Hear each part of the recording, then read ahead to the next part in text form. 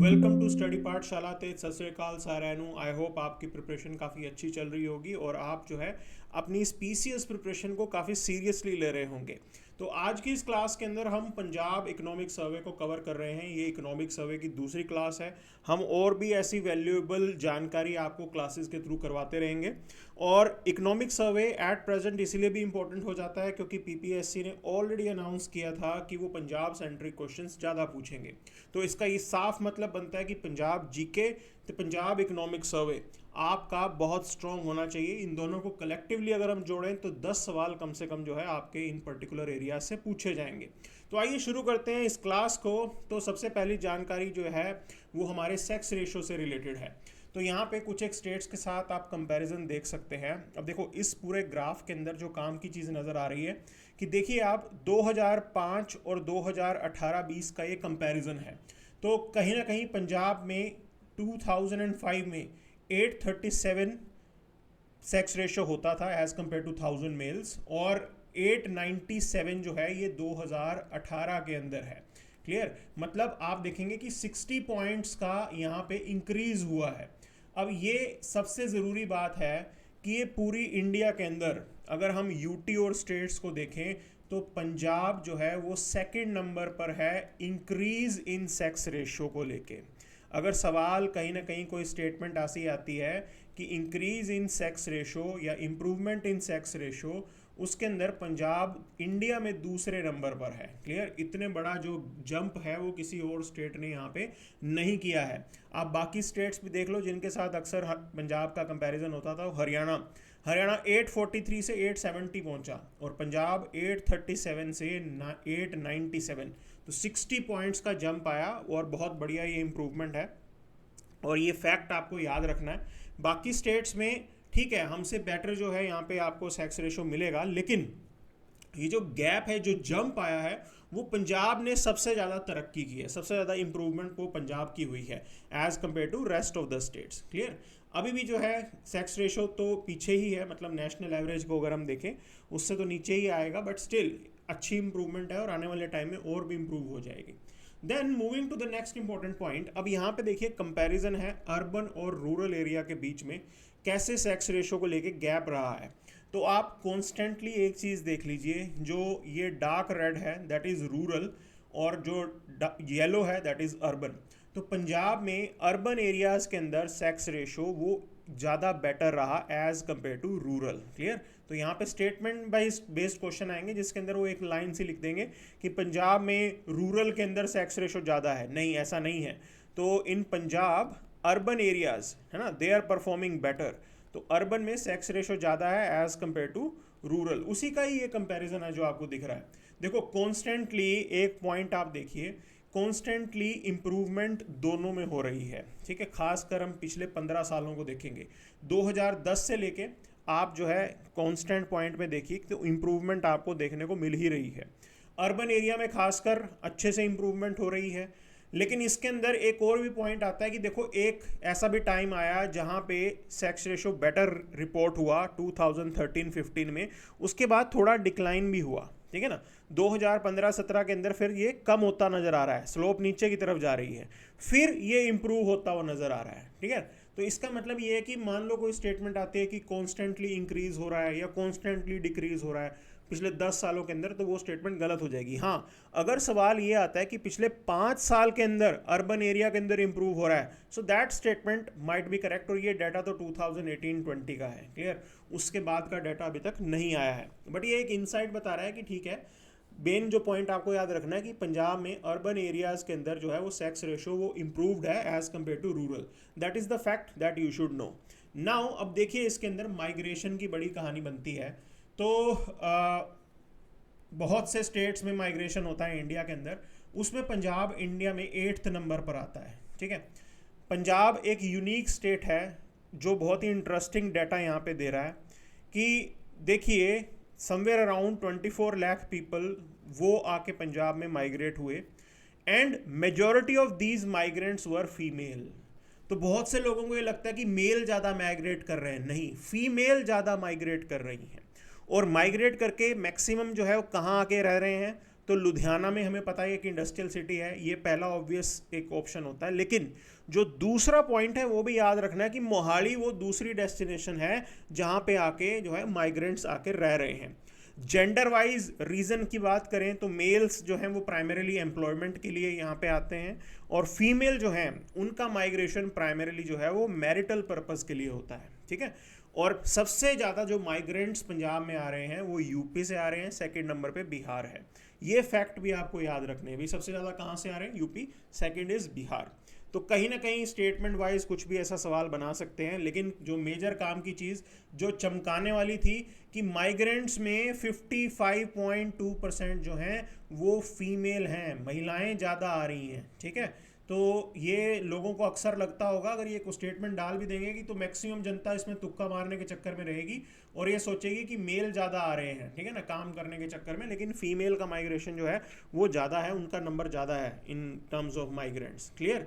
अब बात करते हैं ब्रेन ड्रेन की। तो देखिए पंजाब के अंदर काफ़ी जो है लोग बाहर भी जा रहे हैं यहाँ पे, और एक डाटा ये भी आया है जो हमारे यहाँ पे अनएम्प्लॉयमेंट ब्यूरो बनाया गया, तो उसका 2024 के डाटा के अकॉर्डिंग उन्होंने तकरीबन 1,30,000 एप्लीकेंट्स ने अप्लाई किया उसके अंदर, लेकिन डाटा ने एक चीज़ फाइंड की कि 62% जो है उनमें से लोग अनस्किल्ड थे। तो अनस्किल्ड लोगों के लिए वैसे ही नौकरी नहीं मिलेगी, उनके लिए वैसे ही डिफ़िकल्टी आती है, और ये एक रीज़न है कि हमें जो है स्किल डेवलपमेंट के ऊपर प्राइम फोकस करना होगा पंजाब के अंदर। तो पंजाब में काफ़ी लोग जा रहे हैं। अब देखो एक रीज़न ये भी होता है कि मिसमैच सा नज़र आता है कि बहुत से ऐसे एरियाज़ हैं, बहुत से ऐसे सेक्टर आपको मिलेंगे, है ना, इंडस्ट्री के, जहाँ पे जॉब्स अवेलेबल हैं, ठीक, लेकिन वहाँ पे स्किल नहीं मिलता। और बहुत से ऐसे एरियाज़ हैं जहाँ पे जो है स्किल्ड इंडिविजुअल हैं लेकिन वहाँ पे नौकरियाँ नहीं हैं। तो रीज़न यही है कि ब्रेन ड्रेन बहुत हो रहा है, पंजाब से जनता जो है वो बाहर जा रही है, जिसको मौका लग रहा है वो बाहर जाने को इंटरेस्टेड है। लेकिन जो अनएम्प्लॉयमेंट ब्यूरो का डाटा ये कहता है कि 62% जो उनके पास एप्लीकेशंस आई वो अनस्किल्ड थी, मतलब इनमें इम्प्रूवमेंट करने का स्कोप है। आप इनको चीज़ें सिखा दो तो इनकी ज़िंदगी संवर जाएगी, that is the point here. Clear. अब बात करते हैं पंजाब में जो स्टेट पेंशन्स चलती हैं उससे रिलेटेड जानकारी। अब देखो यहाँ पे कितना पैसा खर्च किया, कितना नहीं खर्च किया, उस चक्कर में हमें नहीं पढ़ना, लेकिन हमें यहाँ से जो एक चीज़ निकालनी है कि नंबर हमें एक पता लगेगा, ठीक है, वो नंबर हमारे लिए इम्पोर्टेंट हो जाता है। तो आप यहाँ पे देखिए तकरीबन 8.83 मिलियन ओल्ड एज पॉपुलेशन है, जो पंजाब की टोटल पॉपुलेशन का 12.6% है, ठीक है। 12.6% पंजाब में ओल्ड एज होंगे 60 से अबव। तो 4,000 करोड़ उनकी पेंशन के लिए अप्रूव हुए थे, उसमें से 2623 करोड़ रुपए वो खर्च किया गया, पूरा पैसा भी यूज़ नहीं हुआ। और बेनिफिशरी का टोटल नंबर तकरीबन 22,30,555, ठीक है, 22,30,555 इतने बेनिफिशरीज तक जो है ये पेंशन पहुंचाई गई है। मतलब अगर कोई स्टेटमेंट ऐसे आ जाए कि पंजाब में कितने जो हैं लोग 60 से अबव हैं, तो उसका आंसर ये है कि 22,30,555 लोग ऐसे हैं जिनकी जो है उम्र जो है 60 से ज़्यादा है, ठीक। अब आप इसके अंदर देखिए विडो को भी पेंशन दी जाती है, तो उसका डाटा आपको मिलेगा कि 6,60,273 बेनिफिशरीज हैं जिनको जो है यहाँ पे पेंशन दी जाती है। क्लियर। देन सेम डाटा आपको ऐसे मिलेगा कि डिपेंडेंट चिल्ड्रन कितने हैं। तो डिपेंडेंट चिल्ड्रन का जो नंबर है दैट इज़ 2,17,068, ठीक है, 2,17,068 ये जो है डिपेंडेंट चिल्ड्रन हैं। और ऐसा ही डाटा आपको मिलेगा पर्सन विद डिसेबिलिटी का, तो इनका नंबर कितना है दैट इज़ 2,65,694। अब ये नंबर याद रख लेना। तो ये बेनिफिशरी हैं, लेकिन ये भी रिफ्लेक्ट कर रहा है कि उनका नंबर एग्जैक्टली कितना है, ठीक है। हमें इस चक्कर में नहीं पढ़ना कि कितने सरकार ने पैसे दिए कितने नहीं दिए, दैट्स अ सेपरेट थिंग, वो अलग चीज़ है। मतलब मेंस में आप जो है वो नंबर याद रखना है ना, लेकिन यहाँ पे एग्जैक्ट जो बेनिफिशरी का नंबर है हमारे प्रीलिम पॉइंट ऑफ व्यू से ज़रूरी है। आपको पता लगेगा कि डिपेंडेंट चिल्ड्रन कितने हैं, पर्सन विद डिसेबिलिटी कितना है, ठीक है। अब ये मैं आपको इसलिए चीज़ बढ़ा रहा हूँ यहाँ पे क्योंकि जो सोशल सेक्टर होता है ना, जहाँ पे वेलफेयर की ज़रूरत होती है, तो वेलफेयर ओरिएंटेड डाटा या सोशल सेक्टर डाटा वो आपके लिए इंपॉर्टेंट होता है from exam point of view. अक्सर जो है घुमा फिरा के क्वेश्चन उसमें पूछ सकते हैं वो। अब बात करते हैं पंजाब और ये इंडिया का कंपैरिजन है कि लेबर फोर्स पार्टिसिपेशन, ठीक। तो ये अलग अलग डाटा है, उसको हम यहाँ पे देखेंगे, अर्बन रूरल और बाकी सारा कंपैरिजन है। तो पहली चीज़ आप देखिए कि पंजाब में अगर हम लेबर फोर्स पार्टिसिपेशन देखें 2022 और 23-24 का कंपैरिजन है, तो लेबर फोर्स पार्टिसिपेशन इंक्रीज हुआ। पहले 53.5% था, अब ये 55.7% हो गया है 2023-24 के अंदर, ठीक है। लेकिन उस कंपैरिजन में अगर हम इंडिया का देखें तो इंडिया में 57.9 से ये इंक्रीज होकर 60.1% हो गया है। मतलब लेबर फोर्स पार्टिसिपेशन जो है वो इंडिया में ज़्यादा चल रहा है एज़ कम्पेयर टू पंजाब। तो पंजाब को नेशनल एवरेज को मैच करना पड़ेगा, मतलब ये 55.7 इज़ बिलो नेशनल एवरेज, ठीक है ना। लेकिन पिछले साल से कंपेयर करेंगे तो इम्प्रूव हुआ है। देन वर्कर पॉपुलेशन रेशो की बात करें तो इसमें भी पंजाब में इम्प्रूवमेंट आई है। तो 50.2 इन कंपैरिजन टू पिछले 2023-24 के अंदर ये बन गया 52.7। क्लियर। इंडिया की लेवल की बात करें तो इंडिया में 22-23 में 56 था, और ये जो है 2023-24 के अंदर 58.2 जो है ये वर्कर पॉपुलेशन रेशियो चल रहा है। अब यहाँ पर सबसे इंपॉर्टेंट चीज़ है वो है अनएम्प्लॉयमेंट। तो पंजाब के अंदर 2022-23 के कंपैरिजन में अगर हम 23-24 को देखें तो अनएम्प्लॉयमेंट कम हुई है। 6.1 थी, वो कम होके 5.5 रह गई, लेकिन ये अब भी नेशनल एवरेज 3.2 से ज़्यादा है। तो इंडिया के अंदर 3.2% जो है अनएम्प्लॉयमेंट रेट कही जाती है, उसके कंपैरिजन में पंजाब में 5.5 है, जो कि नेशनल एवरेज से ज़्यादा है, ठीक है। मतलब और ज़्यादा एफर्ट करने की ज़रूरत है।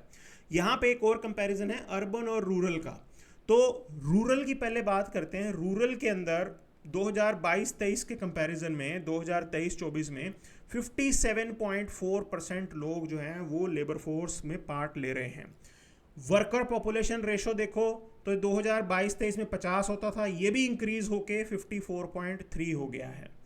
अनएम्प्लॉयमेंट रूरल में 6.2 से 5.4 हो गई है, कम हो गई है अनएम्प्लॉयमेंट।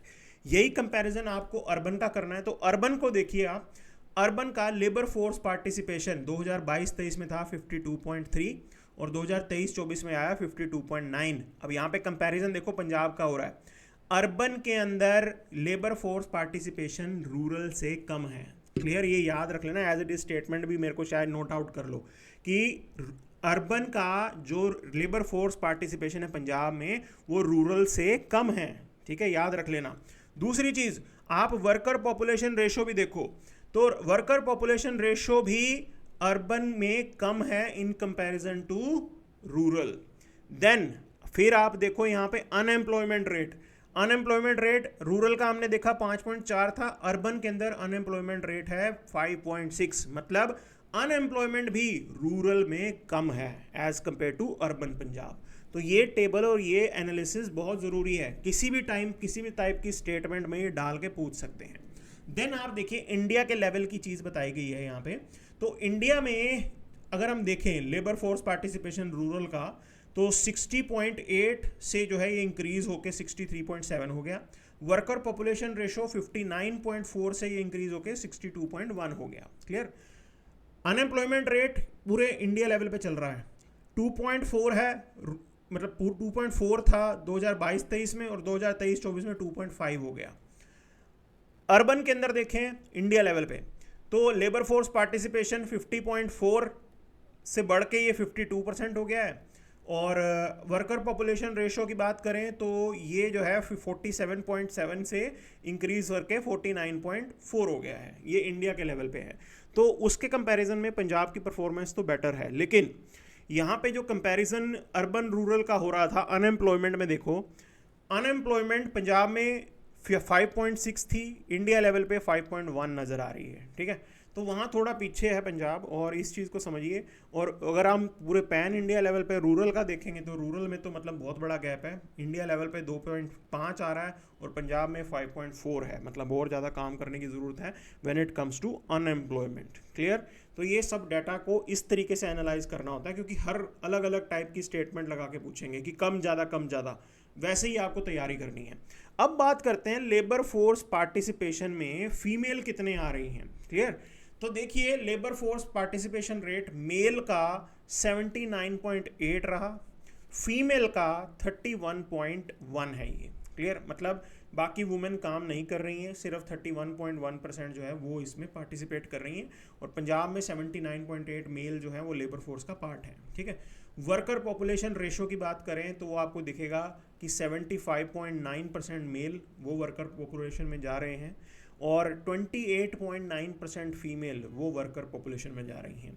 इंप्रूवमेंट दोनों में ही दिखा है, 2022-23 और 2023-24 को कंपेयर करोगे तो दोनों में ही इंप्रूवमेंट हो रहा है। ठीक है, from that angle it is fine. Unemployment rate, तो मेल्स में अनएम्प्लॉयमेंट रेट 2022-23 में 5.2 हुआ करता था, 2023-24 में ये कम हो गया। ठीक है ना, ये 4.9 हो गया। फीमेल का अनएम्प्लॉयमेंट रेट 8.7 होता था और ये कम होकर 6.9 हो गया। ठीक है, ये पता लग गया हमें। अब यहाँ पे बात करते हैं इशू ऑफ यूथ अनएम्प्लॉयमेंट इन पंजाब। तो देखिए, ये पंजाब का ही डाटा है, 2 साल को कंपेयर कर रहा है, 2022-23 को कंपैरिजन है 2023-24 से, तो पीले वाला 23-24 और dark read that is your 22-23। तो टोटल लेवल पे देखेंगे तो पंजाब में जो यूथ का अनएम्प्लॉयमेंट है वो इंक्रीज़ हुआ है पिछले मतलब 1 साल के अंदर, 18 से इंक्रीज़ होके ये 19% पे आ गया, ये यूथ का अनएम्प्लॉयमेंट है। ठीक है ना, तो तकरीबन 15 से 29 साल की एज ग्रुप वाले जो है उनका जो है ये डाटा है आपके पास। फीमेल का अनएम्प्लॉयमेंट सेम एज ग्रुप में 25% रहा। मेल का जो अनएम्प्लॉयमेंट रेट है दैट इज़ 15 से इंक्रीज करके ये 17 पहुंच गया है, तो दैट इज़ अलार्मिंग। यूथ के लिए यहाँ पे अपॉर्चुनिटीज़ कम हैं, वो चीज़ यहाँ पे हाईलाइट की गई है, तो ये आप अच्छे से याद रख लेना, ये ऐसा पॉइंट है जिसमें क्वेश्चन पूछा जा सकता है। देन आप बात करते हैं कि वर्क फोर्स जो है पंजाब की वो इंडस्ट्री में कौन सी इंडस्ट्री में कितनी डिवाइडेड है, उसकी ये जानकारी है। ठीक है, तो अगर हम एग्रीकल्चर की बात करें तो इंडिया में 46% पॉपुलेशन एग्रीकल्चर पर डिपेंडेंट है, लेकिन पंजाब में 27% है। मैन्युफैक्चरिंग के अंदर इंडिया में 11% पॉपुलेशन डिपेंडेंट है, लेकिन पंजाब में 18% डिपेंडेंट है। कंस्ट्रक्शन में पंजाब में 13% डिपेंडेंट है, इंडिया में 12% डिपेंडेंट है। ट्रेड एंड रिपेयर में पंजाब में 13% और इंडिया लेवल पे 10%। ट्रांसपोर्ट स्टोरेज कम्युनिकेशन पंजाब में 5%, इंडिया लेवल पे 4%। ठीक, तो एग्रीकल्चर को छोड़ के बाकी सब में आपको दिखेगा कि पंजाब में ज़्यादा पॉपुलेशन मैन्युफैक्चरिंग में आ रही है 18%, कंस्ट्रक्शन में 13%। वैसे भी याद रख लेना, ठीक है ना, एग्रीकल्चर में पंजाब की 27% पॉपुलेशन डिपेंडेंट, मैन्युफैक्चरिंग में 18, कंस्ट्रक्शन में 13, ट्रेड एंड रिपेयर में 13 और ट्रांसपोर्ट में 5%। तो इस तरीके से आपको याद रखना है पूरा सब सेक्टर्स के अंदर कैसे जो है वर्कफोर्स काम कर रही है, उसका ये एनालिसिस है। और ओवरऑल देखेंगे एग्रीकल्चर में इंडिया लेवल पे 46% है और पंजाब में 27% है, विच इज़ एक्चुअली गुड। ठीक है, ये इसको अच्छा माना जाता है। ज़्यादा लोग जो है एग्रीकल्चर के ऊपर डिपेंडेंट होंगे तभी तो इनकम्स नहीं होती, और तभी तो पंजाब के अंदर आपको मैंने कल भी एक डाटा दिया था दैट इज़ 31,500 के राउंड जो है इतनी मंथली इनकम हो जाती है पंजाब की अंदर फार्मर की, किसी एग्रीकल्चर हाउस होल्ड की। तो ये अपने आप में एक बहुत बढ़िया चीज़ है, मतलब आप पूरे इंडिया से कंपेयर करोगे तो बहुत अच्छा है ये। ठीक, तो ये सारा कंपैरिजन हमने देख लिया।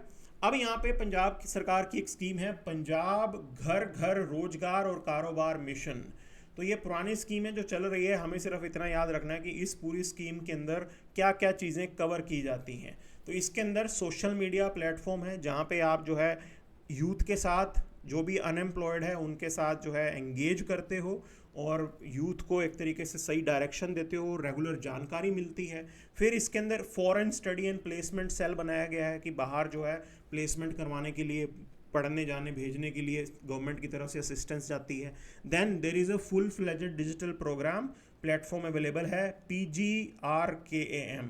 क्लियर, तो PGRKAM.com पे जाके आपको सारी जानकारी मिल सकती है जो भी आप एम्प्लॉयमेंट रिलेटेड जानकारी लेना चाहते हैं। देन गवर्नमेंट रिक्रूटमेंट कितनी कर रही है वो भी डाटा यहाँ पे आपको अवेलेबल रहता है कि सरकार ने कितनी नौकरियाँ पैदा की, कितना जो है लोगों को एम्प्लॉयमेंट मिली, वो सारी इन्फॉर्मेशन आपको इस पंजाब घर घर रोजगार एंड कारोबार मिशन में मिल जाती है। तो इसके ये 4 कंपोनेंट याद रख लेना, किसी भी टाइप से वो घुमा के क्वेश्चन पूछ सकते हैं। ठीक है जी, अब आगे चलते हैं, लैंड यूज़ पैटर्न की बात करते हैं पंजाब के अंदर। तो पहली चीज़ आप देखिए, पंजाब में 81.6% लैंड जो है इस पे प्राइमरीली एग्रीकल्चर का काम होता है, खेती बाड़ी होती है, तो बहुत बड़ा है ये। और इसको लाख हेक्टेयर्स में अगर मुझे कन्वर्ट करना पड़े तो दैट इज़ 41.06 लाख हेक्टेयर्स। इतना टोटल एरिया पंजाब का जो है यहाँ पे एग्रीकल्चर पर्पस के लिए यूज़ किया जाता है। फैलो लैंड की बात करें, फैलो लैंड है ना, that is basically somewhere around, वो कम हो गई है। ओके, पहले 6% हुआ करती थी, that has reduced to 2%। Okay, उसमें जो है ये उतनी कम हो गई है। Then land not available for cultivation, that is decrease from 13% to 11%। ठीक, तो जो लैंड बिल्कुल ही कल्टीवेशन के लिए अवेलेबल नहीं थी उसके अंदर भी नंबर कम हो गया। किसी ज़माने में 13% धरती है, जो ज़मीन है उसमें खेती नहीं हुआ करती थी पंजाब की, अब जो है सिर्फ 11% ऐसा एरिया है जहाँ पे खेती नहीं होती है। ठीक है ना, तो this is how it is. तभी तो 81.6% पंजाब का जो लैंड है वो एग्रीकल्चर पर्पज़ के लिए इस्तेमाल हो रहा है। बहुत ज़बरदस्त ये चीज़ है, ये आपको याद रखना है यहाँ पे। अब आगे चलते हैं इसके अंदर। अब देखिए, ये तो हमने देख लिया। अब एक ट्रेंड मैं आपको बताना चाहता हूँ, ये है नेट सोन एरिया।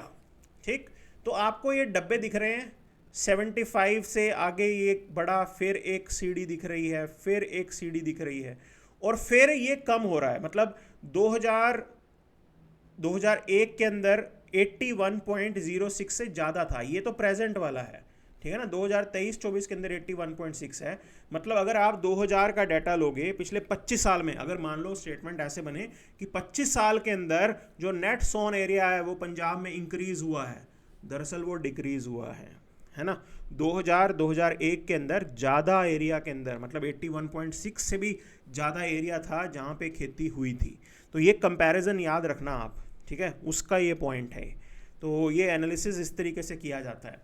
देन आपको नज़र आएगा फॉरेस्ट एरिया जो है पंजाब में, तो ये देख लो भाई 1900 से 60-61 की बात करें तो उसके कंपैरिजन में ये प्रेजेंट टाइम देखो 2023-2024 में, तो किसी 1% से बढ़ के ये 5% पे पहुंच गया है। That is something that we should know, वो याद रखना है आपको। तो ये कंपैरेटिव एनालिसिस ही पूछता है ना, ठीक है ना, क्वेश्चन इसी तरीके से पूछे जाते हैं। और वो हम ऑलरेडी देख चुके हैं कि जो नॉट अवेलेबल फॉर कल्टीवेशन है वो एरिया तो कम हुआ, पहले 13% जो है नॉट अवेलेबल होता था, अब जो है 11% है। तो फॉरेस्ट एरिया का भी आइडिया लग गया 5%, और नेट सोन एरिया 75% जो है 1960 में होता था, उससे बढ़ के अब 81.6 हो गया, 06। लेकिन 2001 का कंपैरिजन करेंगे तो उससे थोड़ा कम है। ठीक है, that is something you should no. अब यहाँ पे कंपैरिजन है कि परसेंटेज टर्म्स में, अब देखो आपको नज़र आ रहा होगा कि भी 100% से ज़्यादा कैसे हो सकता है। ये इसलिए है क्योंकि हमारे यहाँ पे दो खेतियाँ होती हैं, आपकी खरीफ क्रॉप है, आपकी रबी क्रॉप है, दो टाइम आप उसे करते हो, तो इसलिए 100% से ज़्यादा हो जाता है। अब यहाँ पे आप एक कांस्टेंट ट्रेंड देखो, 2021 से 2023 में 193.5% ये एरिया रहा है जो कल्टीवेशन में आया है। 2010 में था 190, फिर 2015-16 में ये घट के 189 हो गया, उसके बाद ये बढ़ के 193 हो गया है। तो ये कंपैरिजन इस तरीके से भी पूछा जाता है कि पिछले 10 साल में कैसा रहा, तो पिछले 10 साल में तो इंक्रीज हुआ। ठीक है, वही अगर पूछेंगे कि भाई पिछले 15 साल में इंक्रीज हुआ कि डिक्रीज हुआ, तो वो कंपैरिजन आपको देखना है कि 2010 में 190 था, फिर ये घट के 179 होया, 189 होया, फिर ये अब फिर दोबारा बढ़ के 193 हो गया है। तो वो कंपैरिजन भी आपको याद रखना है, लेकिन ये नंबर भी याद रख लेना, 193.5%। ठीक है, that is something you should know about. अब इसके अंदर बात करते हैं कि कौन सी क्रॉप के ऊपर कितना कितना एरिया है। अब देखो सबसे ज़्यादा यहाँ पे जो बुआई हुई है वो हुई है अपनी गेहूं की। ठीक है ना, गेहूं ज़्यादा यहाँ पे बोई गई है, तो 45.02% ये लेटेस्ट वाला 2023-24 का है। दूसरे नंबर पे चावल ही होना था भी, 40.8% जो है वो उस पर चावल की खेती हुई है। अब देखो तीसरे नंबर की क्रॉप भी याद रखनी है। ठीक है, तीसरे नंबर पे आपको वैसे तो यहाँ पे अदर क्रॉप्स दे रखी हैं 4.5%, लेकिन फिर भी याद रखना है ना, कॉटन हुई है 2.7% एरिया पे। ठीक है जी, ये हमें पूरा खेल याद रखना है कितने कौन से सिस्टम रहा। 1% धरती पे जो है पल्सीज उगे हैं, सिर्फ 1%, 1%, 1.2% गन्ने की खेती हुई। ठीक है, और that is something you should no. अब देखो कंपैरिजन पिछले साल में देखेंगे तो आपको नज़र आएगा, अगर हम 2022-23 का कंपैरिजन देखें तो यहाँ पे जो राइस की कल्टीवेशन का एरिया है वो इंक्रीज हुआ है, वीट की कल्टीवेशन का एरिया इंक्रीज हुआ। ठीक है, लेकिन अगर सवाल मैं ये करूं कि 2021-22 से लेके अब तक कॉन्स्टेंटली इंक्रीज हुआ, तो वो स्टेटमेंट थोड़ी सी अजीब हो जाएगी। देखो राइस के केस में तो वो स्टेटमेंट ठीक है, क्योंकि 2021-22 में 40.1% से बढ़ के 40.4% हुआ, फिर 40.8% हुआ। क्लियर, 2021-22 से लेके 2023-24 तक। वीट के केस में ऐसा नहीं है। वीट के केस में 2021-22 में 45% था, 2022-23 में घट गया, ये 44.9% हुआ, और 2023-24 में ये बढ़ के 45.2 हुआ। तो डिपेंड करता है कि सवाल किस पर्टिकुलर स्पेसिफिक एरिया में पूछा गया है। आप देखिए मेज का एरिया, मक्के का जो है वो सेम रहा है अगर पिछले साल के कंपैरिजन में देखें, लेकिन 2021-22 से अगर आप देखेंगे तो ये 1.3% से कम होकर 1.2% पे पहुंच गया है। तो ये वो डिपेंड करता है कि किस पर्टिकुलर डोमेन में क्वेश्चन आ रहा है। कॉटन का एरिया कम हो रहा है, देखो कॉटन का एरिया 3.2 ही था, वो घट के 2.7 रह गया है। और ये तो चाहे आप 1990 से भी कंपैरिजन कर लो, 1990 में तो 9.3% एरिया में जो है कॉटन की बुआई होती थी, उससे तो कितना कम रह गया, सिर्फ 2.7%। ठीक है, तो ये पॉइंट आपको यहाँ पे याद रखना है। राइस का देखो, राइस का तो कॉन्स्टेंटली इंक्रीज हुआ, अगर हम 2000 मतलब 1990 से कंपैरिजन में करें। 1990 में तो 26.9% एरिया में चावल उगता था, अब 40.8% में उगता है। अब देखो ये पॉसिबल क्यों हो पाया, क्योंकि ग्राउंड वाटर एक्सट्रैक्शन कर करके जो है ये चावल की खेती हो रही है। सो दैट इज़ समथिंग जो हमें याद रखना है इस पूरे खेल के अंदर। अब बात करेंगे फ्रूट्स की, तो जो फल फ्रूट जो है वो पंजाब में सिर्फ 1.3% लैंड पे उगाए जाते हैं।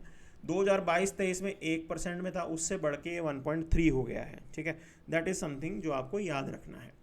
अब इसके अंदर आगे बात करते हैं फूड ग्रेन्स की, और कितने डोमेन में फूड ग्रेन्स जो है ये 2 साल का ही कंपैरिजन है। ठीक है, तो आप देखिए राइस की जो पैदावार है दैट इज़ 3179, ये एरिया है। ठीक है, और ये है प्रोडक्शन। तो राइस जो है वो कितने हेक्टेयर एरिया में रहा, 3179। ये 00 आगे मतलब 2-3 0 और भी लगने हैं इसके, वो याद रख लेना, ये पूरा इस तरीके से आएगा, है ना। तो फूड ग्रेन्स की जो खेती हुई है वो 68,70,000 जो है हेक्टेयर ज़मीन पे फूड ग्रेन्स उगाए गए हैं। वैसे ही राइस की जो खेती है दैट इज़ 31,79,000 पे राइस उगाया गया है। ठीक है, बड़ा है ये, है ना। इधर 67 था। राइस का जो है कल्टीवेशन एरिया इंक्रीज हुआ, वीट का कल्टीवेशन एरिया कम हुआ थोड़ा। ओके, वो कंपैरिजन है ये। वीट का जो नेट कल्टीवेशन एरिया है दैट हैज़ कम डाउन, ये याद रख लेना, 3517 से घट के ये 35.15 है। मेज़ का जो कल्टीवेशन एरिया है वो इंक्रीज़ हुआ है।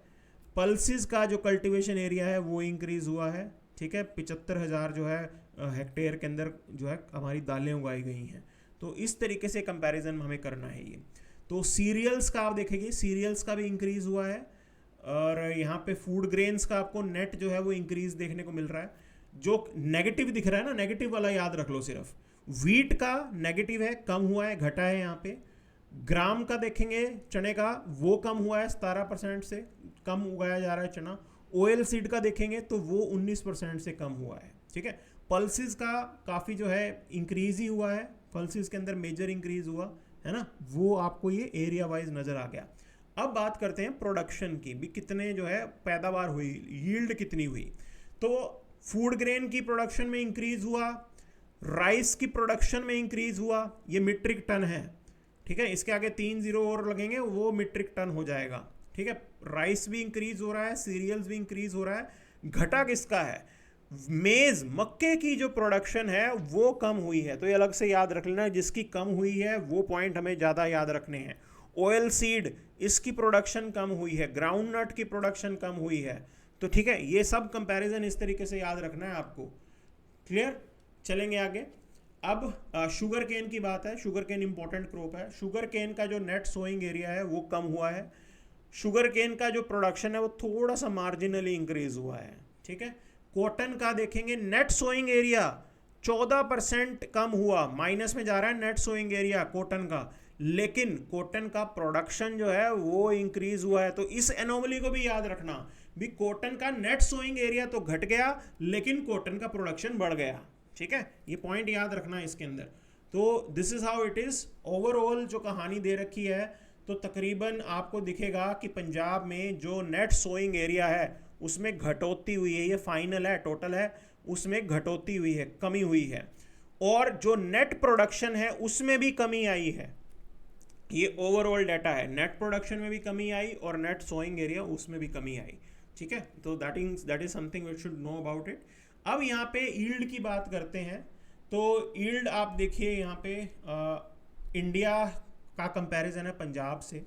तो सीरियल्स की बात करें, इंडिया में 2283, ठीक है ना, 2283 जो है ये इंडिया का नंबर है।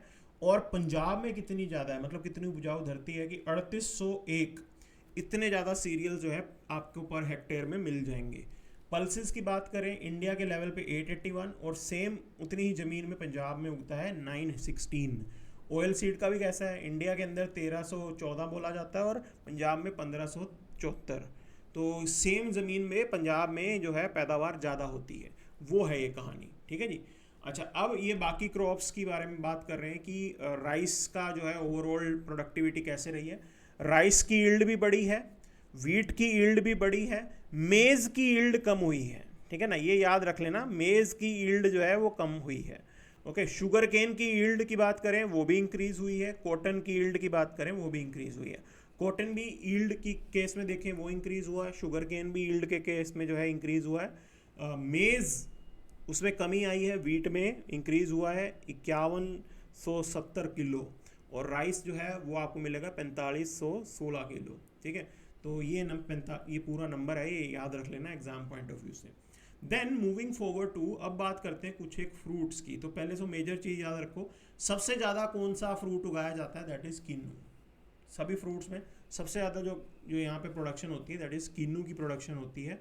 ठीक है, ये एक मेजर पॉइंट याद रख लेना। Other than this I doubt कि सारे के सारे पढ़ने की ज़रूरत नहीं है।